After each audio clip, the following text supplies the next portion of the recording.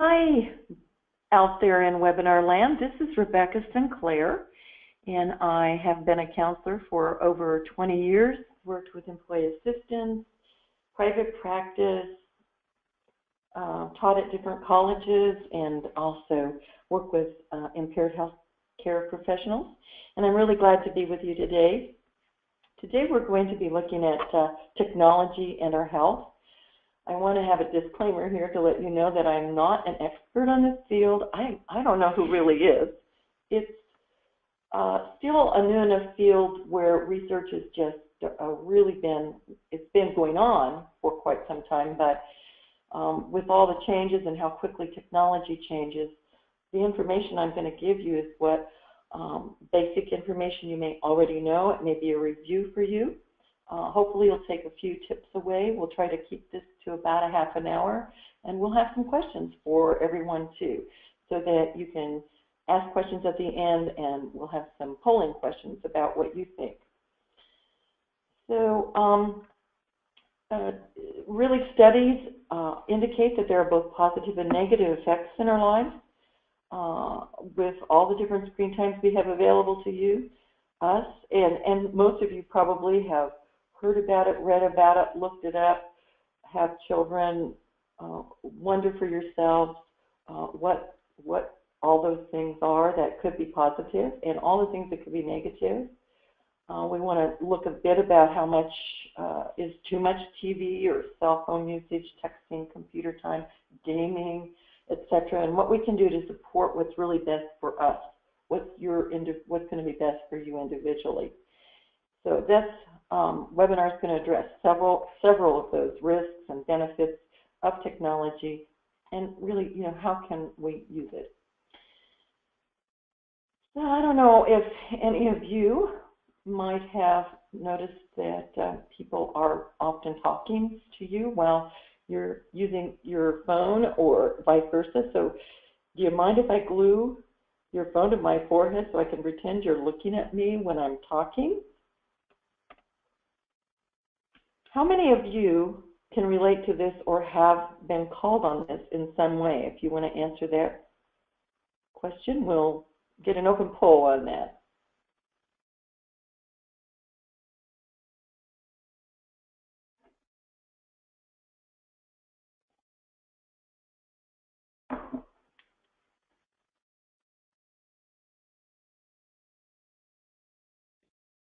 Okay, it looks like 94% of participants can relate to this in some way, and 17% have been called on this in some way. Right, I know. I certainly know it has happened to me before, and more often it happens with me, with my adult children and my grandchildren. So it's kind of like, okay, I know they're not listening to me. I know they can't hear what I'm trying to say. Since we're viewing a PowerPoint presentation, we're going to look at some of the advantages and disadvantages of using PowerPoint. Well, really, the advantages are mainly for the presenter. There are some advantages for people in the audience. It's very quick and easy, and there are simple bullet points. And the design's kind of attractive. It can get your attention. The presenter can modify that as they go through the process of developing PowerPoints. You can integrate other documents. It's really, really good to use for larger audiences. You don't need handouts, and we can reach so many more people. Just like today, you can take a break, and you're maybe taking a lunch break, and here's the information, and we can get more information to more people. Some of the disadvantages is that really, it's called content and coherence. There may not be really as much substance or connection between different points on the slides, and you'll probably see that today. Sometimes I will jump around, and maybe one of the slides I'm thinking about and I'm using may not connect, and you'll see that might happen also during this presentation. Sometimes there's less focus on the message than on the slides, depending on who puts the slides together. And it's a prop for poor speakers. Some of the problems that people have complained about is that there's an oversimplification of the topic, so it can really reduce complex subjects. And really, it's about the presentation first, and the PowerPoint is just a tool, which all of you know. I thought it was really interesting when I read that a political party in Switzerland has actually formed to ban PowerPoint because they don't feel that it's a very good learning tool. It really depends on both how the presenter uses it, and of course in our presentation we're not getting eye-to-eye discussion. You're still getting information. And so let's take a look at what you can do in this webinar to help take in and retain some of the information, since we're not really connected eye-to-eye and having discussion. My first question, though, for you is, do you think PowerPoint enhances or reduces your ability to learn and retain information? Let's see what you think.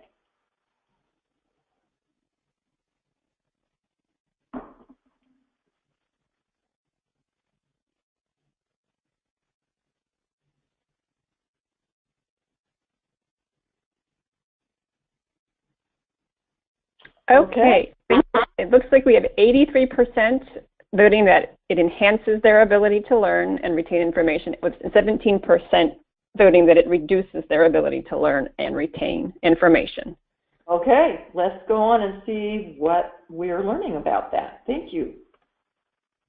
So there you are, or somewhere, maybe at your desk or with a few other people, or looking at a large screen. I'm not sure where you are, but then we go down to this one, and this is true. What happens often, I bring my laptop to class, but I'm not working on stuff, so you may be doing other things, multitasking at the same time. It's hard to know. So then my next question is, do you think that laptop or handwriting notes, if you're writing notes on your laptop, or handwriting notes yield better ability to retain and understand concepts? So this is the next polling question.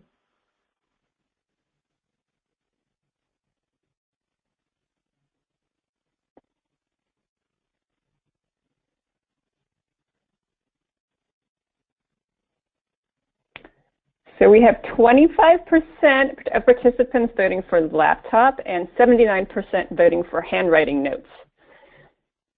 Okay, interesting. You've been doing your homework. So note-taking using a pen and paper has quickly become obsolete, really primarily at the college level, but also for so many of us who write a lot of notes. But according to the Journal of Psychological Science, there were two psychologists, Pam Mueller from Princeton and Daniel Oppenheimer from UCLA.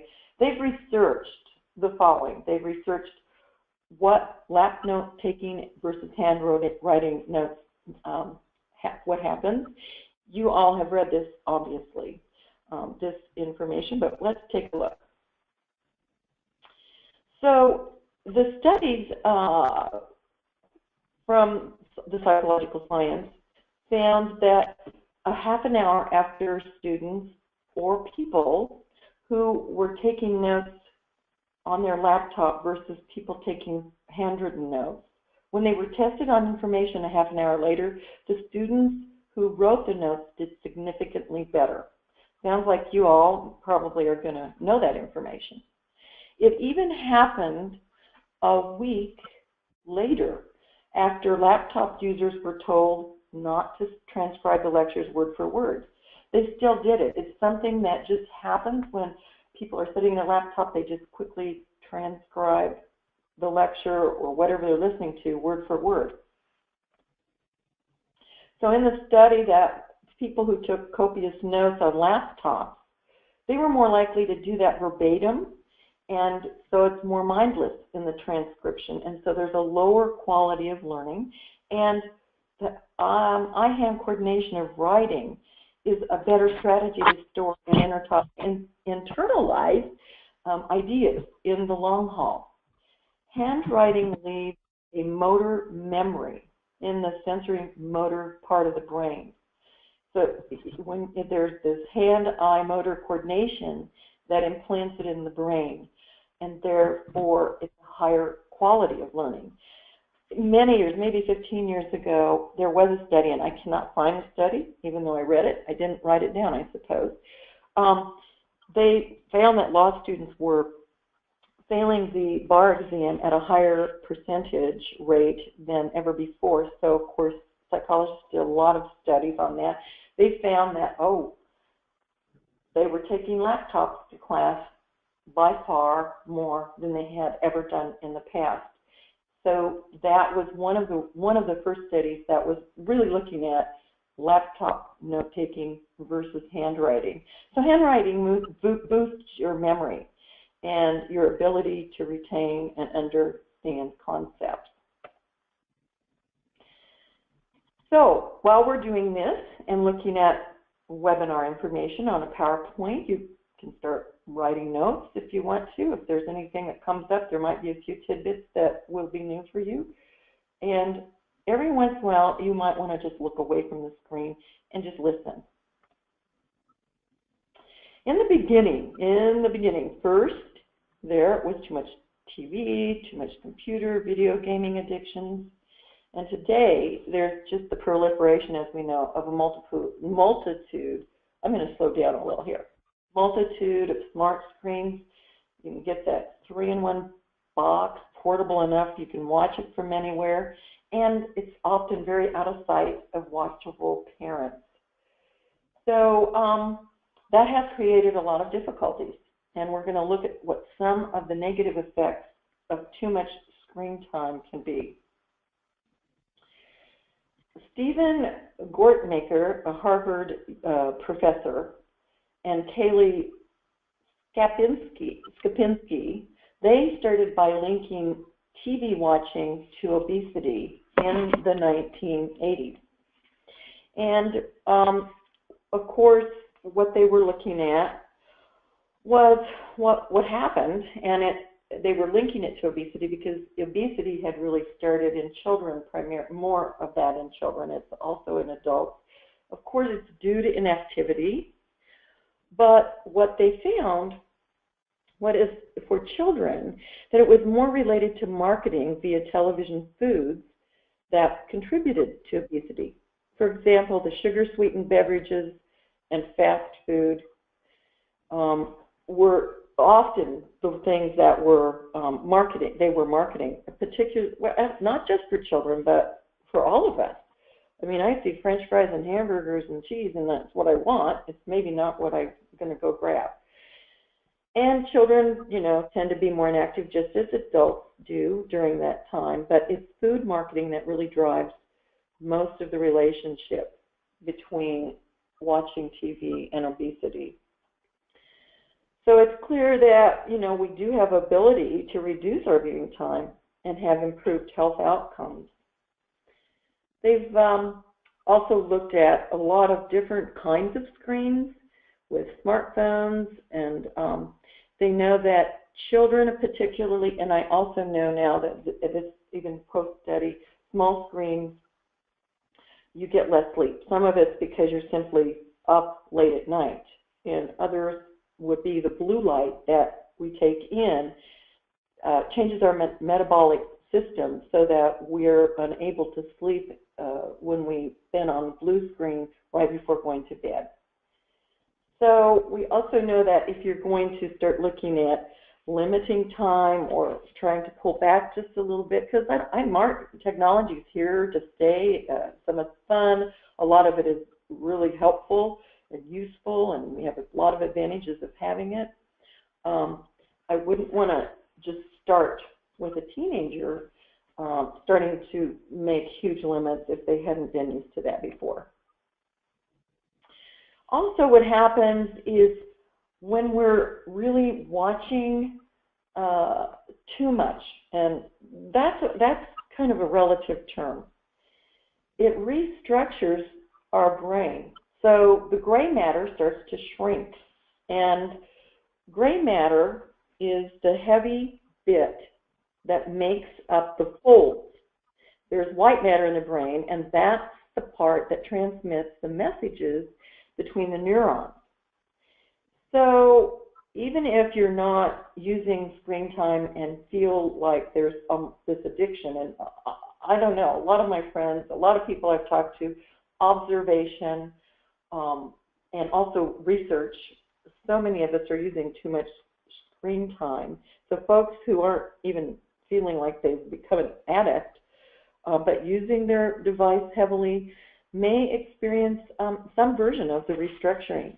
So too much screen time seems to result in gray matter shrinkage, and that creates problems with the white matter's ability to communicate, and there are more cravings and general poor cognitive performance. So not the best news for it. Okay. They also know that you can't just jump up and go out and go for a walk or do some exercise after you've been laying around or sitting around using screen time. It's not really going to be undone. All of this gray matter that starts to shrink, it won't be undone just by doing that. We have other ways that we need to be able to change that. We also know that when we look at our eye strain, I don't know how many of you had to start wearing glasses after when you thought you wouldn't have to, but when we've been looking at a screen for so long and for so much time, obviously there has been a study, of course, that that we do have damage to the retina. It can. It's not necessarily true, but it can. And there's a lot of eye strain. So some of the recommendations include a 20-20-20 rule, which some of you may have heard about.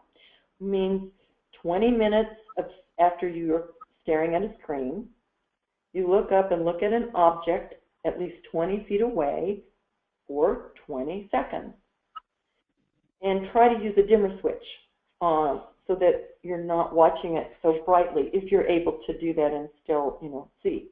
So why don't we just now, all of us, look up from our screen, focus on an object, and we probably won't do it for 20 seconds, but just the thought of doing it, that's something that's 20 feet away. We'll look back at our screen. That's something that if you practice, you probably won't do it every 20 minutes, but some people set timers and actually have started doing it. It might be helpful for you and for your eyesight. Also, there's a sense that you may not be able to process emotions as well as previous generations. And that really comes along more, they've done a lot of studies more on the addiction of people who are using gaming and constant use. Gaming and things they feel that they're getting more addicted to. What happens is it's associated with the structural and functional changes in the brain regions that involve emotional processing. So it's the executive attention, decision making, cognitive control, and that happens for people who really, and particularly they looked at this with children starting in about 2010, even if the children weren't really considered having an addiction to gaming and other kinds of things, they really see that there's, with that sensory overload and the lack of restorative sleep, that there is a hyper-aroused nervous system regardless of a diagnosis, and that children can become more impulsive, moody, can't pay attention, and it's kind of like thinking about it in terms of, well, that could sound like ADHD that there's so much controversy about. All of this information does come with some controversy. So what else can too much screen time do to our bodies? Here we are walking along, texting.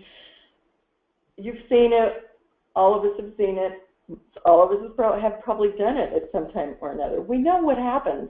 People run into things. People have been hit by cars. People are on bicycles, sometimes that happens.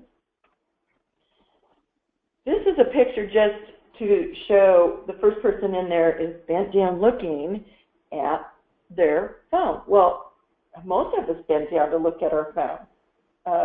I don't see a lot of people holding them up in the air, but if your head is straight up, like the two people in the middle, your head is just holding 10 to 12 pounds, so that's 0 degrees of pressure on your body, on your neck, on your spine. And at 15 degrees, when your head is bent just a little farther forward, you're holding 27 pounds of pressure on your neck and all the way down your spine. As you go on down 30 degrees, the more you move your head downward, it's, text neck, I'm sure most of you have heard of that, 49 pounds. And when you're really looking down, pretty much like the guy in the green shirt, he's carrying 60 pounds of pressure on his neck and his back. So that's pretty significant when we think about it. How many of you noticed, as a Cohen question for you, more muscle strain in your neck or your lower back in the past 10 years, maybe, and not related to an accident? Let's see where that goes.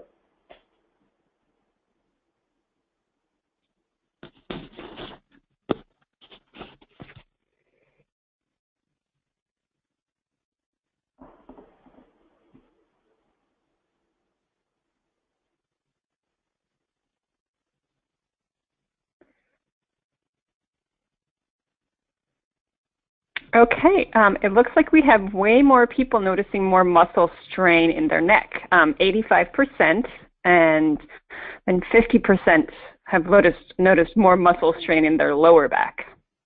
Okay, good. Thank you for your question, your answers to that. So Michelle Collier is a doctor who heads performance physical therapy in Rhode Island. She told CNN last year that she started seeing patients with mobile technology-induced, I like that term, mobile technology-induced head, neck, and back pain 6 to 7 years ago is when she saw it really starting more. Of course, that was poor posture, which can cause other problems as well, and experts say it can reduce your lung capacity by as much as 30%. It's also been linked to headaches and neurological issues, depression, and heart disease. So when I looked at that information, I'm not saying it's all due to text neck. There are so many other variables there, but some of those things that we can do to help ourselves and to protect our bodies, we're going to take a look at what are some things we can do about that. So Dr. Can Hardrock, I don't know really how to pronounce that. He's a spinal and orthopedic surgeon in Poughkeepsie, New York. He says, don't look down at your device.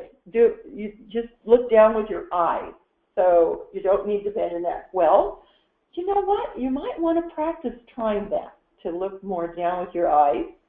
And again, these are just tips to practice. So they take a lot of time to reinstate in your system. If you've been doing something for years to reestablish a new pattern, it's going to take practice to alert yourself to do that. Since reading some of this, I have started to really try to do that more. And people who have bifocals that may already be doing that a little bit more.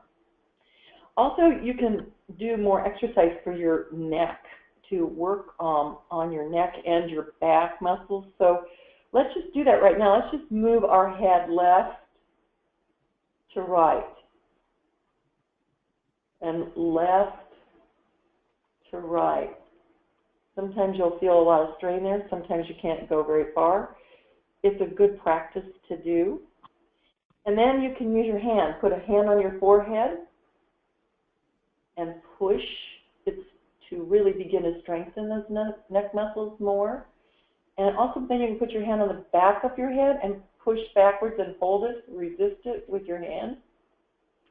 And then he suggests that you stand in a doorway with your arms extended and push your chest forward to strengthen the muscles of good posture.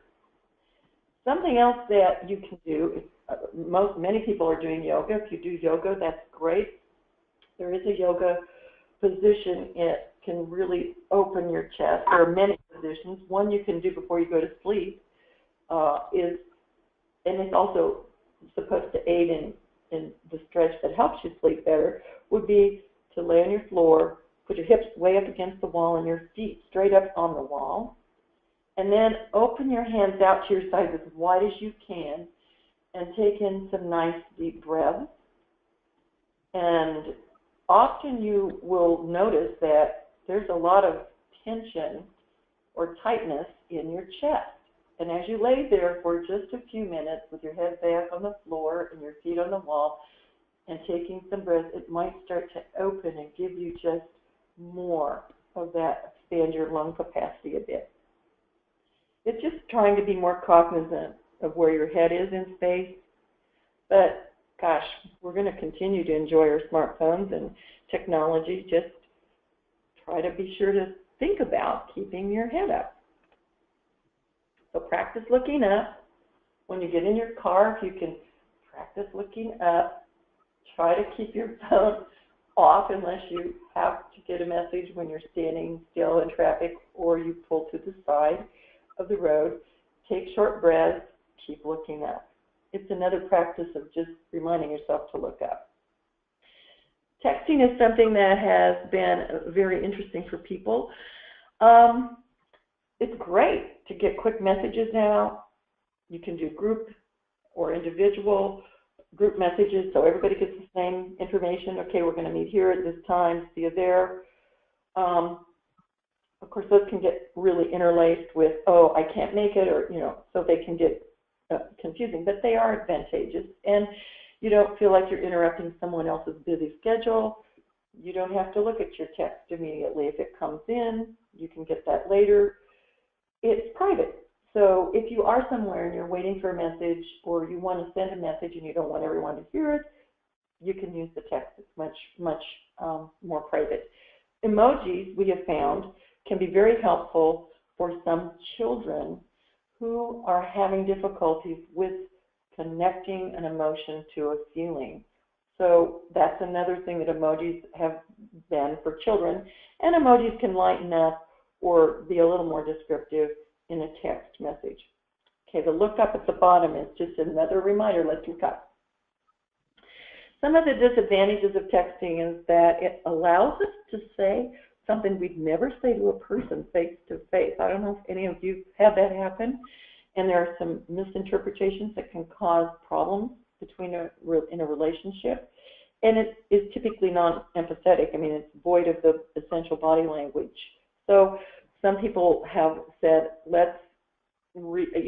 have recommended to read your text aloud if it's something you really want to send before sending it, and kind of see how it sounds to you. Every year in the U.S., we know that texting and driving, we have all that information about how many people are killed in traffic accidents because they're texting and driving.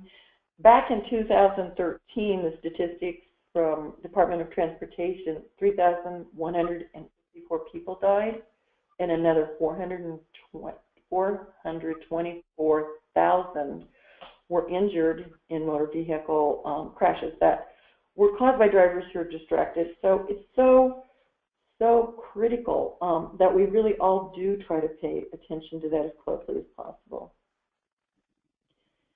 Surgeon General Murphy was asked what he thought the most dangerous diseases were once, and he said the biggest disease in America today isn't cancer, it's not heart disease, but it's isolation. And it is the pronounced isolation that so many people are experiencing that is the great pathology of our lives. And I don't know if you know people who are feeling pretty isolated and alone. And it's really ironic because we're the most technologically connected generation in history, and yet people are starting to feel more isolated than ever. So maybe that reinforces his point that the connections that most matter are the ones that are most in more short supply today, which are human-to-human ones. And I look at that and I think also it's a way to connect to people who live far away. You can do FaceTime, you can do Skype. Those are the things that also help us stay connected. But if we get too involved and too alone with our devices, it can be very isolating. So we're going to look at using technology a little more mindfully. Sherry Turkle is a social scientist, and she's been analyzing the inner subjective side of technology for 3 decades and how they affect our attention and relationships and our sense of reality and even our aliveness. And she's observed a lot of negative effects in a lot of areas. One of the major ones is the inability for young people to learn to just be alone. If we don't teach our children to be alone, they'll only always know how to be lonely. I don't think that just goes for children. I think that's very hard for adults also. And she says that you don't just unplug. Some of her books, people think she was saying that. She's just saying, let's reflect and converse, limiting social media. And she talks about selectively declaring sacred spaces. So I guess family mealtime could be considered a sacred place, sacred space. And unfortunately, this is the on-the-go kind of life many families live. And or they could be at a table in a restaurant and you see people just looking at their cell phones and not interacting. Unlike being in a family setting where they could be sitting around a table or having breakfast and are actually interacting and learning how to interact with the world. David Corbett wrote a quote that was pretty interesting. He said that character is not created in isolation or repose. It's forged through interaction with others and the world. So there are so many benefits from technology. I mean, we can do so much research. We get a lot of information. We can stay connected with people and more often and more frequently. But again, we want to make sure we get that human-to-human connection. They're there for safety, meaning cell phones for our children who might be coming home from school, or safety for ourselves if we're alone or driving, or, there's many reasons that technology creates safety. You can communicate often now with your doctors, your teachers, the teachers you might have if you're in class or your children have, if they're in class.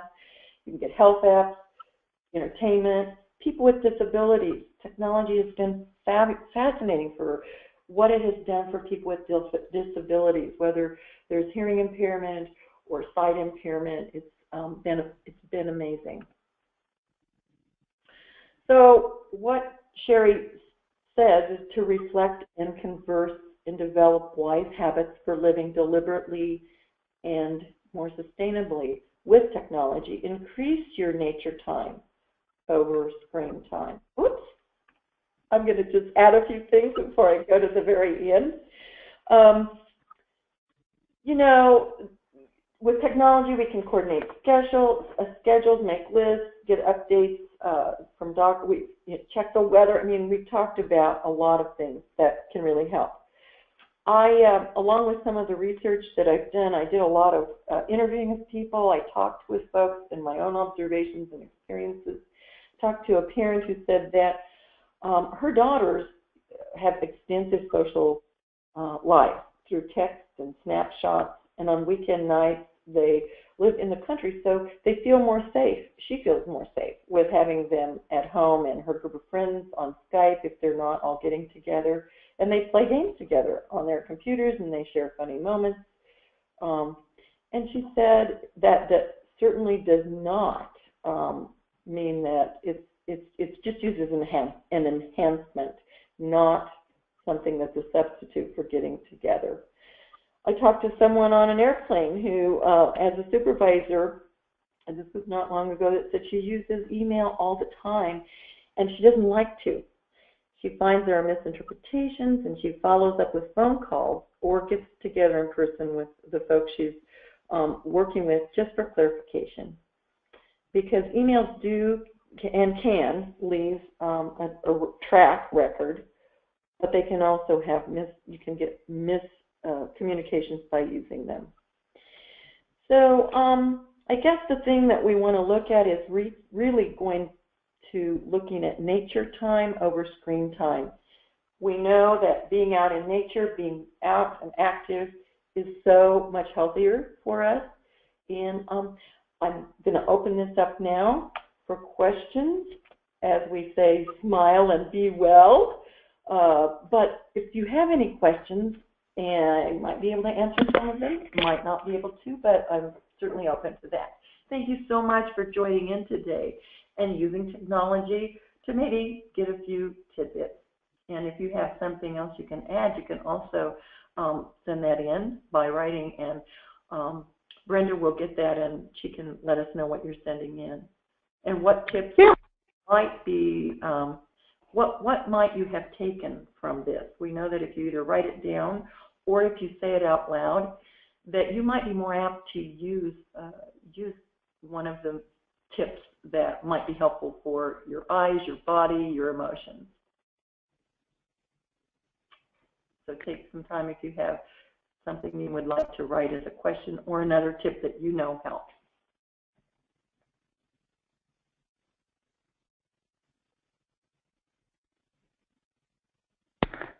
Okay, thank you for presenting, Rebecca. It looks like we have a couple of questions. The first one is related to the isolation issue. Do you think that this can lead to anxiety and more depression among young adults or older folks? Oh, really good question. What we're finding is it's with both. I mean, older people who are really living more alone and have lost a lot of friends and maybe aren't as mobile and don't get out as much, that isolation is really, really unhealthy, and it's really hard. And so we need to do a lot of work to help our older population, and there are many, many people doing that right now. So I have to say, though, that we are now seeing more and more children who are feeling very depressed, and a lot of that comes from isolation. I don't know the percentage at all, but I do know that when they're at home using their videos, their games, TV shows, and they're alone, and they're not really connecting human to human or being out with nature, that they are feeling more and more isolated. So it is really for both. Good question. Okay. So it looks like that's all of the questions that we have at this time. Okay. You can certainly send in. And thank you so much for participating, and practice looking up a little bit more every day. And have a good afternoon.